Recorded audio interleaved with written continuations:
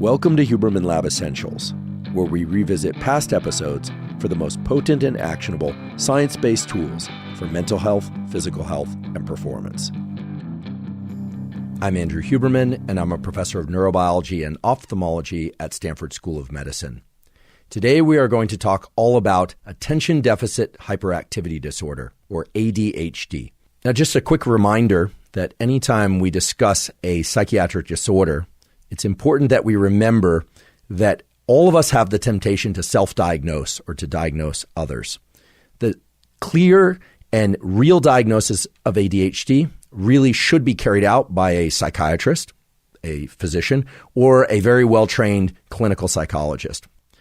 So right now, the current estimates are that about 1 in 10 children, and probably more, have ADHD.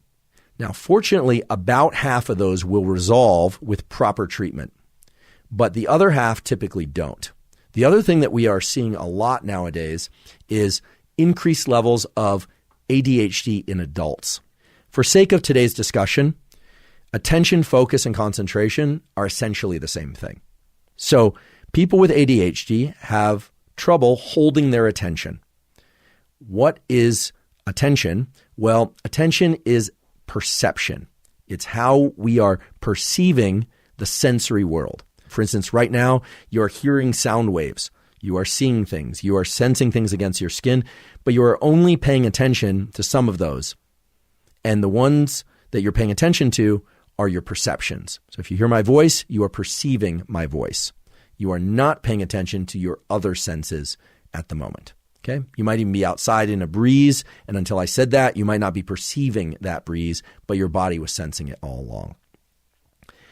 So attention and focus are more or less the same thing, but impulse control is something separate, because impulse control requires pushing out or putting the blinders on to sensory events in our environment. It means lack of perception. Impulse control is about limiting our perception. People with ADHD have poor attention, and they have high levels of impulsivity. Yes, they are distractible. Yes, they are impulsive. Yes, they are easily annoyed by things happening in the room. They sometimes have a high level of emotionality as well. However, people with ADHD can have a hyper-focus, an incredible ability to focus on things that they really enjoy or are intrigued by. Now, this is a very important point because people with ADHD have the capacity to attend, but they can't engage that attention for things that they don't really, really want to do. There are a couple other things that people with ADHD display quite often. One is challenges with time perception. People with ADHD often run late. They often procrastinate. But what's interesting and surprising is that if they are given a deadline, they actually can perceive time very well, and they often can focus very well if the consequences of not completing a task or not attending are severe enough. If they're not really concerned about a deadline or a consequence, well, then they tend to lose track of time, and they tend to underestimate how long things will take. The other thing that people with ADHD have real trouble with is so-called working memory.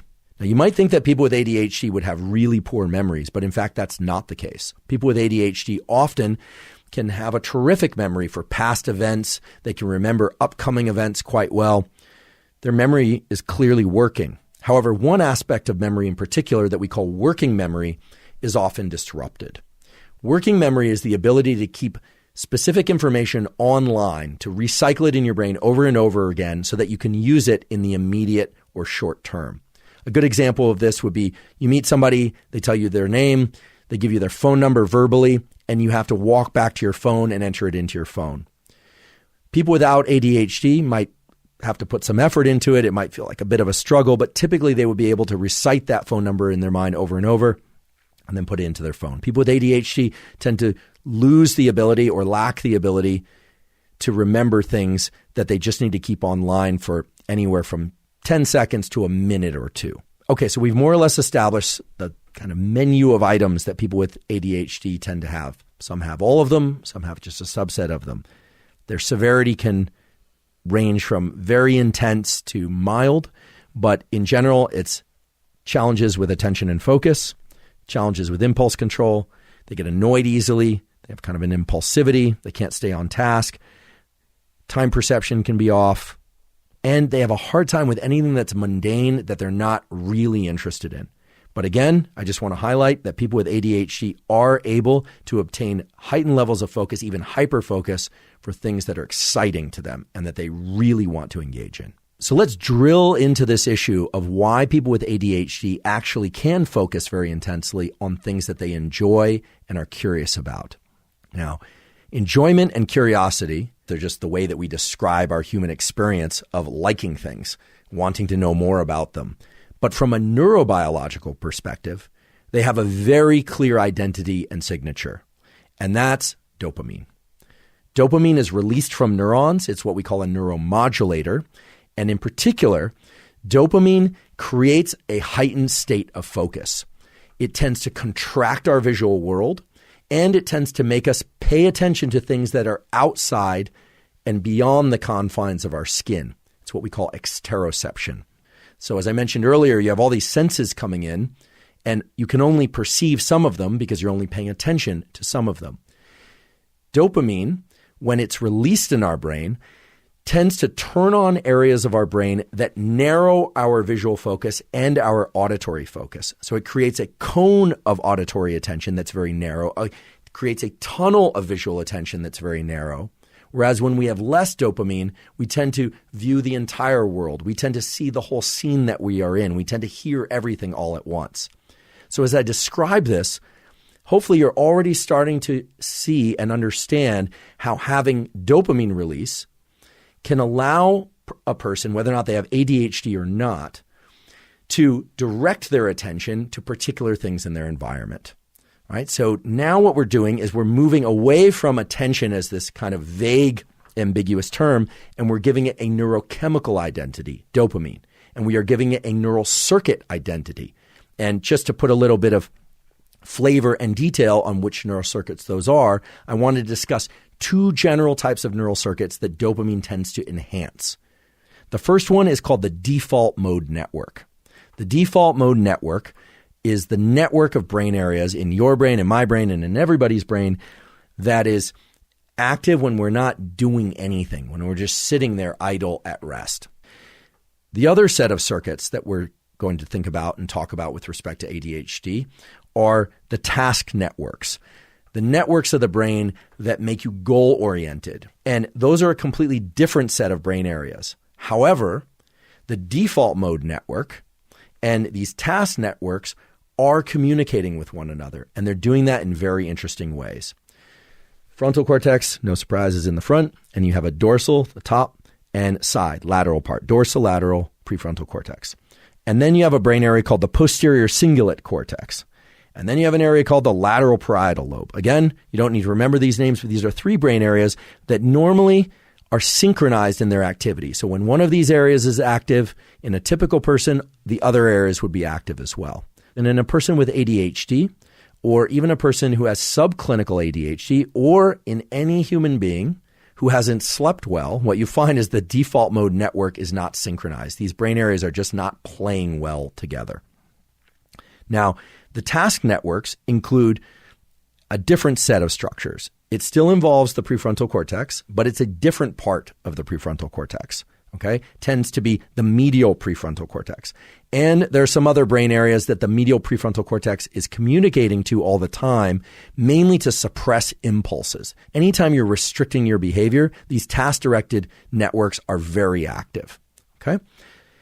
Now, normally, in a person without ADHD, the task networks and the default mode networks are going in kind of seesaw fashion. They are actually what we call anti-correlated. In a person with ADHD, they actually tend to be more correlated. The default mode networks and the task networks are actually more coordinated.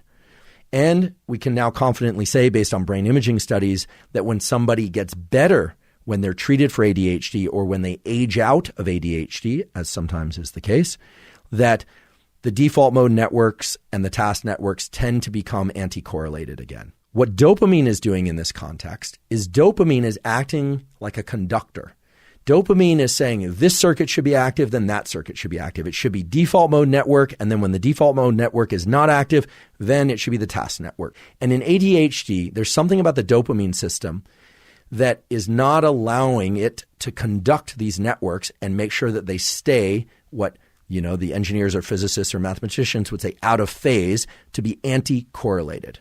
So what exactly is going on with the dopamine system in people with ADHD? And what's going on with the dopamine system in people that have terrific levels of attention for any task?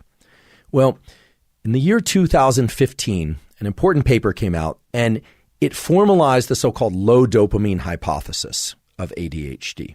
It turns out that if dopamine levels are too low in particular circuits in the brain, that it leads to unnecessary firing of neurons in the brain that are unrelated to the task that one is trying to do, and that is unrelated to the information that one is trying to focus on. So if you think back before, you've got this default mode network and a task-related network, and they need to be in this kind of concert of anti-correlation, and in ADHD, they're firing together. Well, the problem seems to be that when dopamine is low, neurons fire more than they should in these networks that govern attention. This is the so-called low dopamine hypothesis. And if you start looking anecdotally at what people with ADHD have done for decades, what you find is that they tend to use recreational drugs, or they tend to indulge in non-drug stimulants. So things like smoking a half a pack of cigarettes and drinking 4 cups of coffee a day. Or if the person had access to it, using cocaine as a recreational drug or amphetamine as a recreational drug. All of those substances that I just described, in particular cocaine and amphetamine, but also coffee and cigarettes, increase levels of multiple neurotransmitters, but all have the quality of increasing levels of dopamine in the brain, and in particular, in the regions of the brain that regulate attention and these task-related and default mode networks. Now, young children, fortunately, don't have access to those kinds of stimulants most of the time. But if you look at children, even very young children with ADHD, they show things like preference for sugary foods, which also act as dopamine-inducing stimulants. For a long time, it was thought that children with ADHD consumed too many sugary foods or drank too much soda, or adults with ADHD would take recreational drugs like methamphetamine or cocaine, or would drink coffee to excess or smoke cigarettes to excess because they had poor levels of attention and because they couldn't make good decisions. They were too impulsive and so forth. Knowing what we now know about dopamine and the fact that having enough dopamine is required in order to coordinate these neural circuits that allow for focus and quality decision making, an equally valid idea is that these children and these adults are actually trying to self-medicate by pursuing these compounds, right? Things like cocaine lead to huge increases in dopamine. Well, what happens when somebody with ADHD takes that drug? It turns out they actually obtain heightened levels of focus. Their ability to focus on things other than things they absolutely care intensely about goes up. Likewise, children who consume anything that increases their levels of dopamine, if those children have ADHD, they tend to be calmer. They tend to be able to focus more. So dopamine and low levels of dopamine apparently are what's wrong in people with ADHD. That dopamine hypothesis is what led to the idea that treating people, children and adults included, with dopaminergic compounds would somehow increase their ability to focus. And if you look at the major drugs that were developed and now marketed by pharmaceutical companies for the treatment of ADHD, those drugs have names like Ritalin. Nowadays, it's typically things like Adderall, modafinil, and some of the other derivatives. They all serve to increase levels of dopamine, in particular dopamine in the networks that control task-directed behavior and that coordinate the default mode network and these task-related networks. Let's take a step back for a second and just ask, what are these drugs? We know they increase dopamine, but what are they really? Well, Ritalin, also called methylphenidate, is very similar to amphetamine, speed, or what's typically called speed in the street drug nomenclature. Adderall is basically a combination of amphetamine and dextroamphetamine. Now, some of you probably realize this, that Adderall is amphetamine, but I'm guessing that there are a good number of you out there, perhaps even parents and kids, that don't realize that these drugs like cocaine and amphetamine, methamphetamine, which are incredibly dangerous and incredibly habit-forming and have high potential for abuse, well, the pharmaceutical versions of those are exactly what are used to treat ADHD. Now, they're not exactly like cocaine or methamphetamine, but they are structurally and chemically very similar, and their net effect in the brain and body is essentially the same, which is to increase dopamine primarily, but also to increase levels of a neuromodulator called epinephrine or norepinephrine, also called noradrenaline and adrenaline. Those names are the same. So what I'm essentially saying is that the drugs that are used to treat ADHD are stimulants, and they look very much like, in fact, nearly identical to some of the so-called street drug stimulants that we all hear are so terrible. However, I do want to emphasize that at the appropriate dosages and working with a quality psychiatrist or neurologist or family physician, it does have to be a board-certified MD that prescribes these things, many people with ADHD achieve excellent relief with these drugs. Not all of them, but many of them do, especially if these treatments are started early in life. So now, knowing what these drugs are, I want to raise the question of why prescribe these drugs. Children have a brain that's very plastic, meaning it can remodel itself and change in response to experience very, very quickly compared to adults. Taking stimulants as a child, if you are a child diagnosed with ADHD, allows that forebrain task-related network to come online, to be active at the appropriate times. And because those children are young, it allows those children to learn what focus is and to sort of follow or enter that tunnel of focus. Now, by taking a drug, it's creating focus artificially. It's not creating focus because they're super interested in something. It's chemically inducing a state of focus. And let's face it, a lot of childhood and school and becoming a functional adult is about learning how to focus even though you don't want to do something. So what are we to make of this whole picture? That we need more dopamine, but these kids with ADHD, they're getting their dopamine by way of a drug, which is, for all the world, amphetamines. What are the long-term consequences? What are the short-term consequences?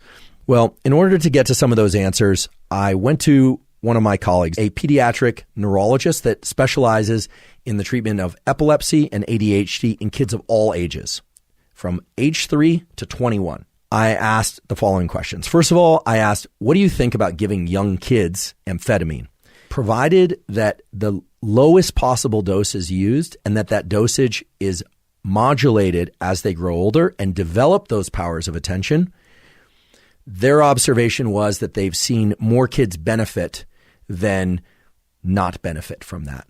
Now, the fact that this person, this now friend of mine and colleague of mine, has so much expertise in the way that the brain works and is considering putting their child on such medication, I said, why wouldn't you wait until your kid reaches puberty? I mean, we know that in boys and in girls, there are increases in testosterone and estrogen during puberty that dramatically change the way that the body appears, but also that dramatically change the way that the brain functions. In particular, we know this, that puberty triggers the activation of so-called frontotemporal task-related executive functioning. That's just fancy science speak for being able to focus, being able to direct your attention, being able to control your impulses.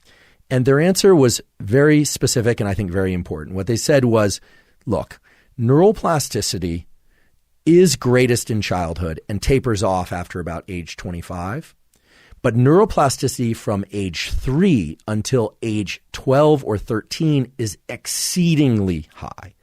If you have the opportunity to work with a quality physician and treat these things early, these drugs can allow these frontal circuits, these task-related circuits, to achieve their appropriate levels of functioning and for kids to learn how to focus in a variety of different contexts.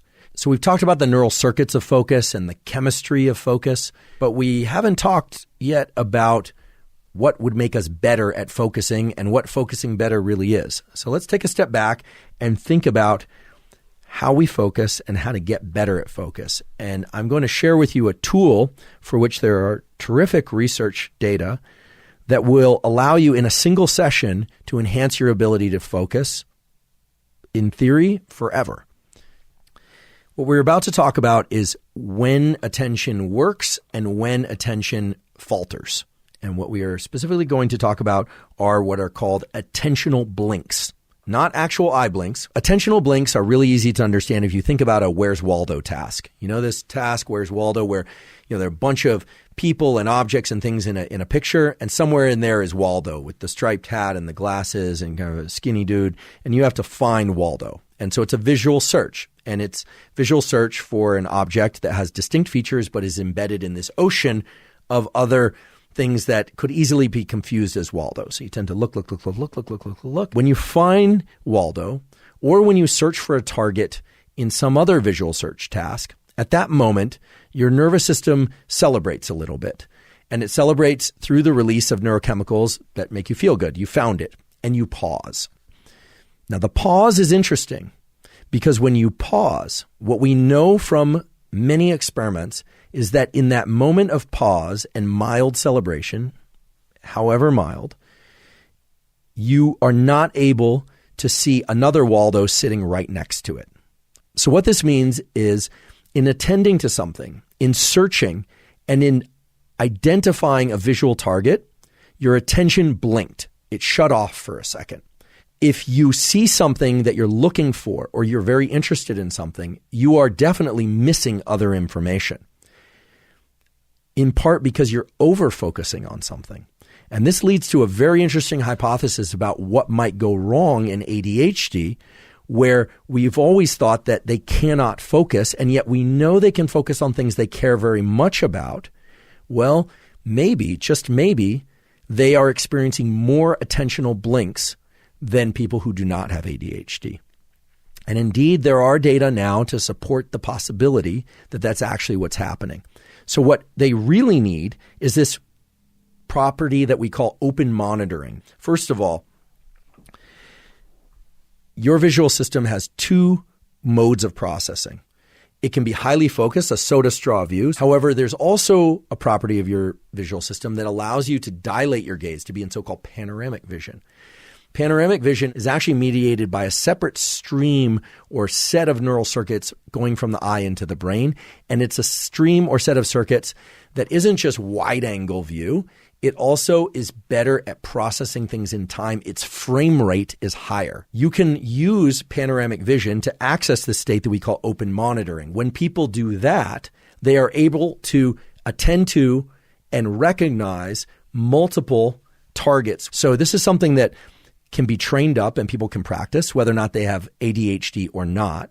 What it involves is learning how to dilate your gaze consciously. That's actually quite easy for most people. You can consciously go into open gaze and then you can contract your field of view as well.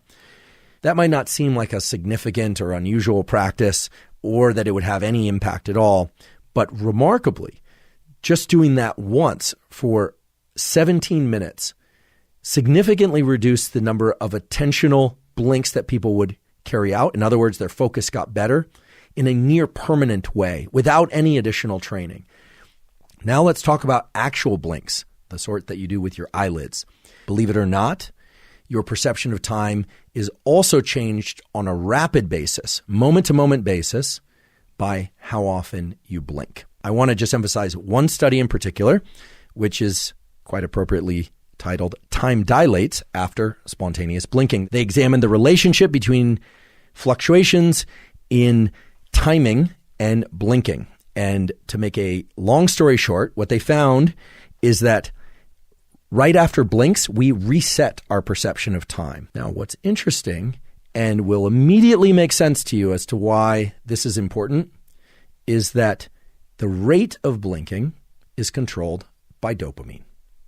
So what this means is that dopamine is controlling attention, blinks relate to attention and focus, and therefore the dopamine and blinking system is one way that you constantly modulate and update your perception of time. And fortunately, it's also one that you can control. So the basic takeaway of this study was that blinking controls time perception, but also that levels of dopamine can alter your sense of time, and, stay with me here, and that blinking and dopamine are inextricably linked. They are working together to control your attention. Let's remember back to the very beginning of the episode. What's going on in people with ADHD? They are not good at managing their time. They tend to run late or they are disorganized. Their dopamine is low. We know that as well. And so they are underestimating time intervals. And so it makes perfect sense that they would be late. It makes perfect sense that they would lose track of time or the ability to focus. This is really exciting because what it means is that children with ADHD, adults with ADHD, or people with normal levels of focus that want to improve their ability to focus can do so through a training that involves learning how often to blink and when, and how to keep their visual focus on a given target. And it turns out this study has actually been done, entitled Improvement of Attention in Elementary School Students Through Fixation-Focused Training Activity. And I won't go through all the details, but what they found was a short period of focusing on a visual target allowed these school children to greatly enhance their ability to focus on other types of information. And a significant component of the effect was due to the way that they were controlling the shutters on their eyes, their eyelids, and controlling their blinks.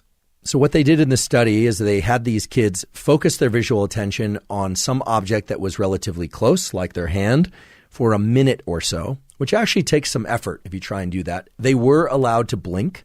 It only took a few minutes each day to do this, 30 seconds in one condition or maybe a minute, and then at another station of looking a little bit further out and a little bit further out. However, there was an important feature of this study that is definitely worth mentioning, which is before they did this visual focus task or training, they did a series of physical movements with the kids so that the kids could sort of eliminate or move out some of their desire to move and would thereby enhance their ability to sit still. Now it should make perfect sense that these shutters on the front of your eyes, they aren't just there for winking and they aren't just there for cosmetic purposes. They are there to regulate the amount of information going into your nervous system, and they're there to regulate how long you are bringing information into your nervous system and in what bins. How widely or finely you are binning time is set by how often you blink, and how widely or specifically you are grabbing attention from the visual world is set by whether or not you're viewing things very specifically, like a crosshair or through a soda straw view like this, or whether or not you are in this panoramic sort of whole environment mode, this kind of fisheye lens or wide angle lens mode. So now I want to switch back to talking about some of the drugs that are typically used to access those systems, prescription drugs, and I want to talk about some of the new and emerging non-prescription approaches to increasing the levels of dopamine, acetylcholine, and serotonin in the brain using various supplement-type compounds, because several of them are showing really remarkable efficacy in excellent peer-reviewed studies. So before moving to some of the newer atypical compounds and things sold over the counter, I'd like to just briefly return to the classic drugs that are used to treat ADHD. These are the ones I mentioned earlier: methylphenidate, also called Ritalin, modafinil, armodafinil is another one, and Adderall. Again, all of these work by increasing levels of dopamine and norepinephrine. I think it is important to understand the extent to which they all carry more or less the same side effect, such as high propensity for addiction and abuse. Amphetamines of any kind, as well as cocaine, can cause sexual side effects because they're vasoconstrictors. So these drugs are not without their consequences. In addition, they almost all carry cardiac effects, right? They increase heart rate, but they also have effects on constriction of blood vessels and arteries and veins and so forth in ways that can create cardiovascular problems. The best use of things like Adderall, modafinil, armodafinil, and Ritalin is going to be to combine those treatments with behavioral exercises that actively engage the very circuits that you're trying to train up and enhance. And then perhaps, I want to highlight perhaps, tapering off those drugs so that then one can use those circuits without any need for chemical intervention. So despite any controversy that might be out there, I think it's fair to say that the consumption of omega-3 fatty acids can positively modulate the systems for attention and focus.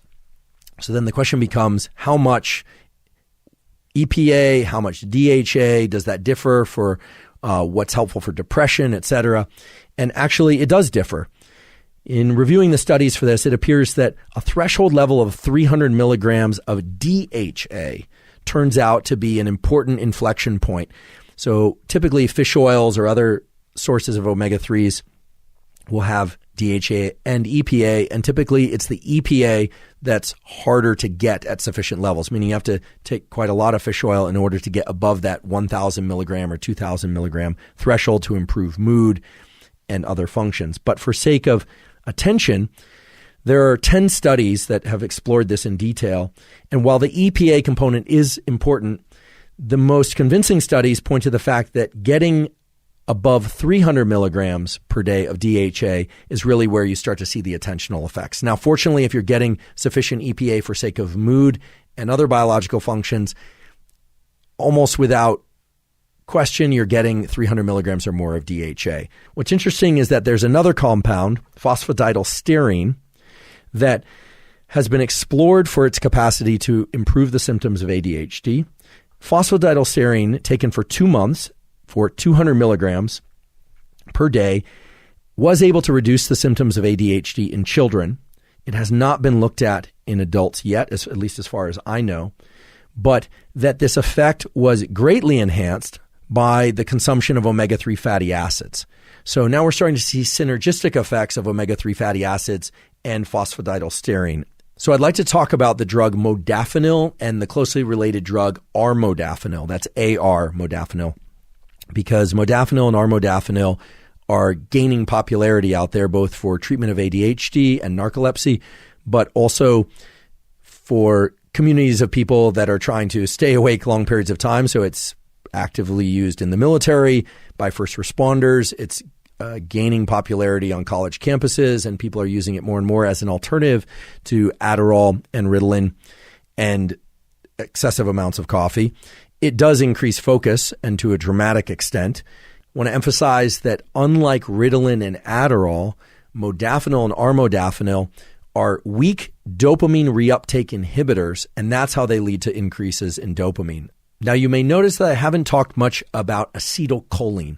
Acetylcholine is a neurotransmitter that at the neuron to muscle connections, the so-called neuromuscular junctions, is involved in generating muscular contractions of all kinds for all movements. Acetylcholine is also released from 2 sites in the brain. There is a collection of neurons in your brainstem that send projections forward, kind of like a sprinkler system that's very diffuse, to release acetylcholine. And those neurons reside in an area or a structure that's called the pedunculopontine nucleus, the PPN. And then there's a separate collection of neurons in the basal forebrain called, unimaginatively, nucleus basalis, the nucleus at the base.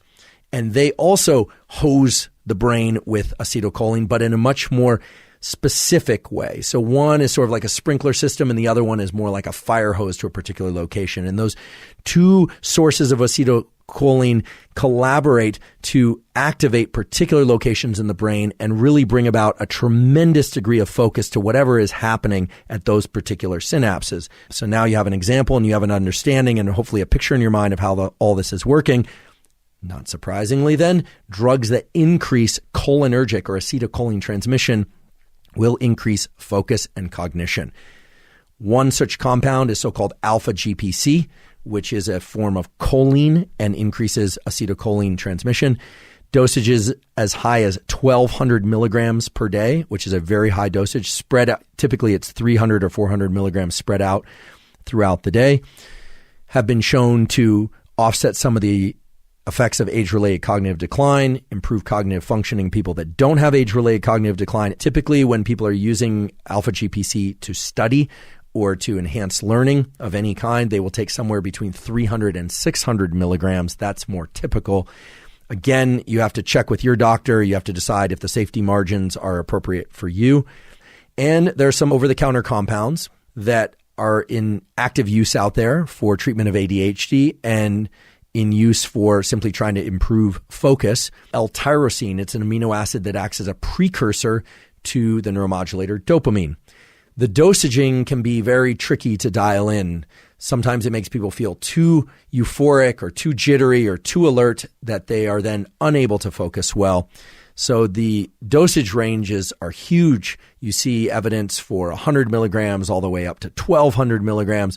It's something that really should be approached with caution, especially for people that have any kind of underlying psychiatric or mood disorder, because dysregulation of the dopamine system is central to many of the mood disorders such as depression, but also especially mania bipolar disorder, schizophrenia, things of that sort. So it's something that really should be approached with caution. Everybody nowadays seems to have a smartphone. They grab our attention entirely, but within that small box of attention, there are millions of attentional windows scrolling by, right? So just because it's one device that we look at does not mean that we are focused. We are focused on our phone, but because of the way in which context switches up so fast within the phone, it's thought that the brain is struggling now to leave that rapid turnover of context. Even though there are trillions, infinite number of bits of information in the actual physical world, your attentional window, that aperture of constriction and dilating that visual window, is the way in which you cope with all that overwhelming information typically. Well, within the phone, your visual aperture is set to a given width, and within there, your attentional window is grabbing a near infinite number of bits of information, colors, movies. And so the question is, does that sort of interaction on a regular basis lead to deficits in the types of attention that we need in order to perform well in work and school relationships, et cetera? And the short answer is yes. We are inducing a sort of ADHD. I'm not here to tell you what to do, but I think whether or not you have ADHD or not, if you're an adolescent, limiting your smartphone use to 60 minutes per day or less, and if you're an adult, to 2 hours per day or less, is going to be among the very best ways to maintain your ability to focus at whatever level you can now. And as I always say, most of the things that we get recognized for in life, success in life, in every endeavor, whether or not it's school, relationships, sport, creative works of any kind, are always proportional to the amount of focus that we can bring that activity. It is important to rest, of course, to get proper sleep, but I stand behind that statement. And I leave you with that about attention and cell phones and how cell phones are indeed eroding our attentional capacities. So I realize I covered a lot of information about ADHD and the biology of focus and how to get better at focusing. We talked about the behavioral and psychological phenotypes of ADHD. We talked about the underlying neural circuitry. We also talked about the neurochemistry. And we talked about the various prescription drug treatments that are aimed at that neurochemistry and aimed at increasing focus in children and adults with ADHD.